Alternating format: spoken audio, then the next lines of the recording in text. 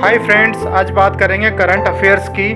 तो आइए शुरू करते हैं। वीडियो का फ्लो इस तरह से होगा। सबसे पहले हम बात करेंगे नाकुला में जो फेस ऑफ हुआ है इंडियन आर्मी और चाइनीज आर्मी के बीच में, उसकी बात करेंगे। नेक्स्ट हम बात करेंगे स्टैंड ऑफ और फेस ऑफ।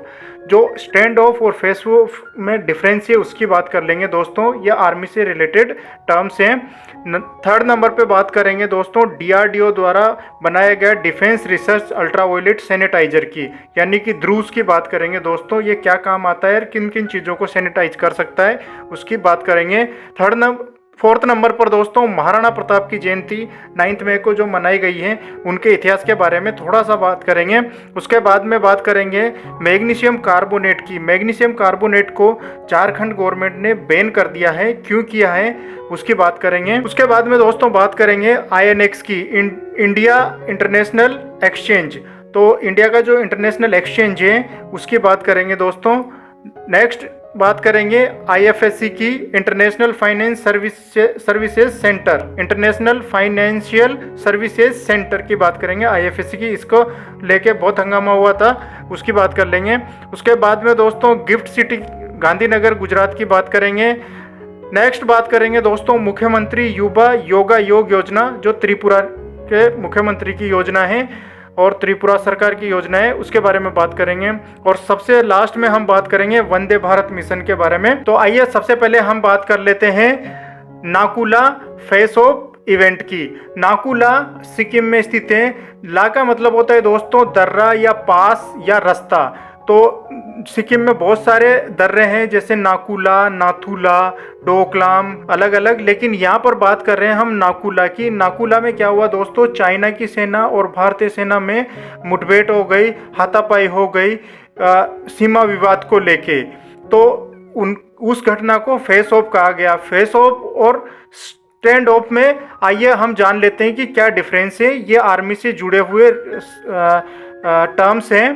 तो स्टैंड ऑफ और फेस ऑफ में क्या डिफरेंस है। फेस ऑफ ऐसा इवेंट होता है जो दो देशों की आर्मी के बीच में होता है सीमा विवाद को लेके।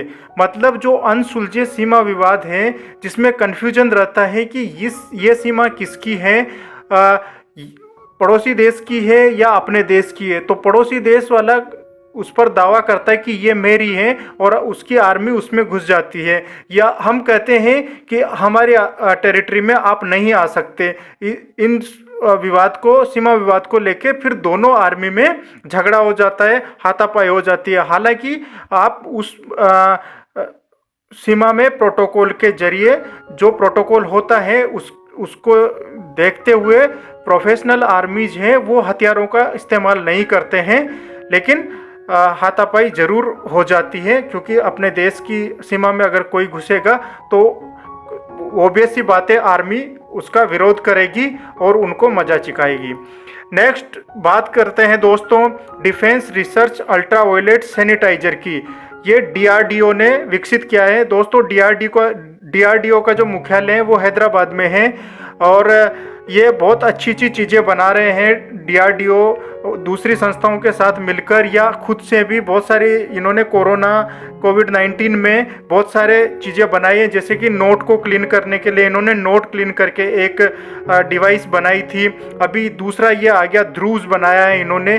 ध्रुव मतलब डिफेंस रिसर्च अल्ट्रावायलेट सैनिटाइजर। ये क्या काम करता है दोस्तों, ऑफिसेज में जो कार्यालयों में इस्तेमाल होने वाली इलेक्ट्रॉनिक चीज़ें हैं, पेपर हैं, नोट हैं, फाइल्स हैं, उनको क्या करता है, सैनिटाइज करता है। एक्चुअली ये क्या होता है, एक बॉक्स होता है, उसके अंदर अल्ट्रावायलेट रेज होती है, अल्ट्रावायलेट सिस्टम होता है जो एक temperature 300 to 400 degree temperature create करता है। आप क्या करते हैं, ये फुल्ली ऑटोमेटिक होता है, क्योंकि अल्ट्रावायलेट वेव्स में आप नहीं जा सकते हैं, बॉडी को एक्सपोज नहीं कर सकते, अदरवाइज बहुत सारी प्रॉब्लम हो सकती है। इसलिए क्या होता है, बॉक्स पैक होता है, उसका जब तक गेट खुला रहता है उसमें अल्ट्रावायलेट नहीं होता है। जैसे आप बंद कर देते हैं, उसको ऑन कर देते हैं, तो वो अल्ट्रावायलेट रेज को इमिट करता है और उसके बाद में उस वहाँ पर रखी हुई जो चीज़ें हैं उनको सैनिटाइज कर देता है, यानी कि उसमें अगर कोई वायरस है तो उसको किल कर देता है। तो ये जो है ऑटोमेटिक है, फुल्ली ऑटोमेटिक है और ऑफिसेज के लिए बहुत ही लाभदायक होगा चीज़ों को सैनिटाइज करने के लिए, क्योंकि ऑफिस में काम करते टाइम पे आपको फाइल पे भी हाथ लगाना होता है, कागज़ को भी हाथ लगाना होता है, करेंसी नोट जो होते हैं उनको भी हाथ लगाना होता है, या आपके जो उपकरण हैं उनको हाथ लगाना पड़ता है, लाइक कीबोर्ड, टैबलेट, इस तरह के मोबाइल, इस तरह की चीज़ों को। तो ये बहुत ही अच्छा एक स्टार्टअप है, बहुत अच्छा सैनिटाइज़र बनाया है डीआरडीओ ने।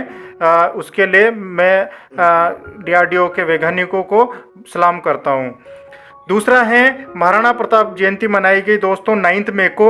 इससे रिलेटेड मैंने एक वीडियो भी अपलोड किया था, 9 मई को ही किया था शाम को।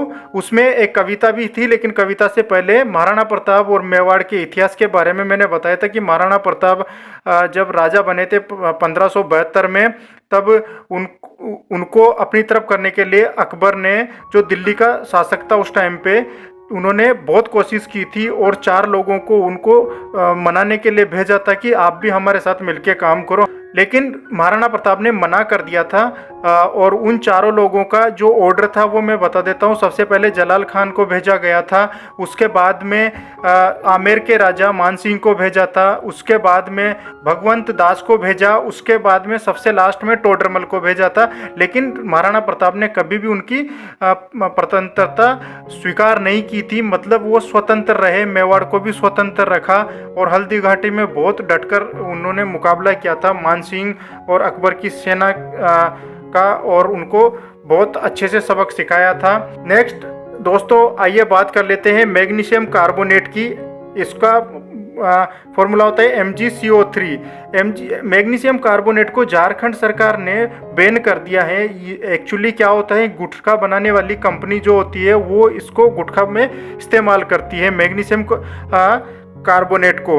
तो मैग्नीशियम कार्बोनेट क्या होता है, खाद्य सुरक्षा अधिनियम 2006 के अंतर्गत ये लिस्टेड है कि इससे कैंसर होता है और हृदय की बीमारियां होती हैं, मतलब हार्ट डिजीज होती है।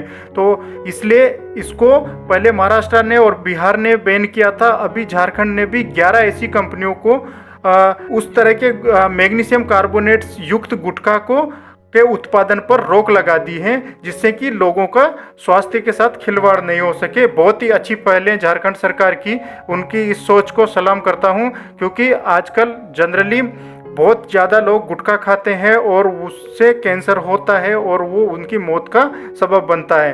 नेक्स्ट दोस्तों बात करेंगे इंडिया इंटरनेशनल एक्सचेंज के बारे में। दोस्तों ये INX है, वो इंडिया का पहला इंटरनेशनल एक्सचेंज है जो गुजरात के गांधीनगर में स्थित गिफ्ट सिटी में इसका कार्यालय है।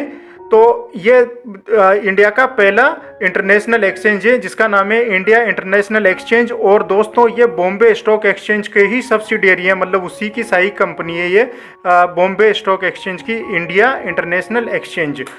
तो आइए दोस्तों नेक्स्ट बात कर लेते हैं इंटरनेशनल फाइनेंशियल सर्विसेज सेंटर की।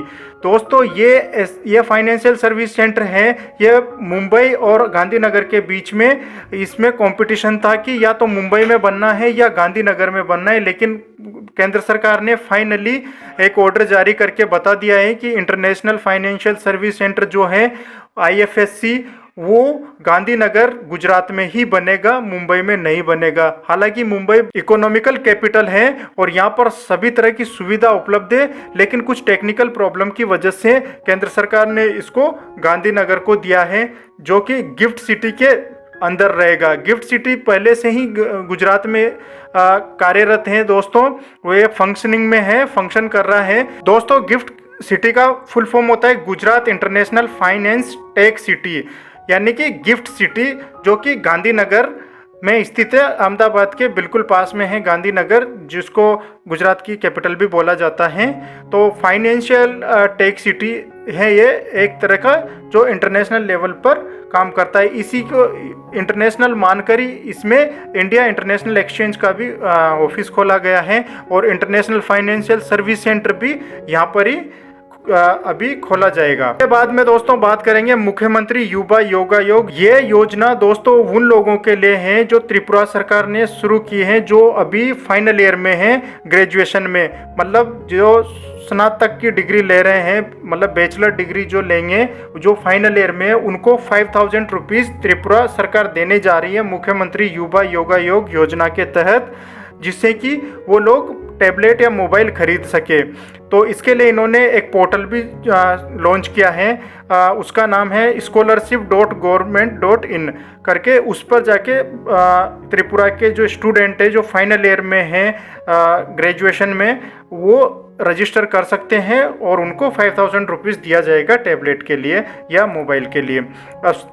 सबसे लास्ट में हम बात करेंगे वंदे भारत मिशन की। दोस्तों कोविड-19 की वजह से भारत में लॉकडाउन है, सभी फ्लाइट्स सस्पेंड किए हुए हैं। इस वजह से जो विदेशों में भारतीय लोग थे वो वहाँ पर फंस चुके थे, या तो घूमने गए थे, या एजुकेशन के पर्पज़ से गए थे, या बिजनेस के पर्पज़ से गए थे, या कुछ लोग थे जो वहाँ पर मजदूरी करते हैं, काम करते हैं, रेस्टोरेंट में काम करते हैं।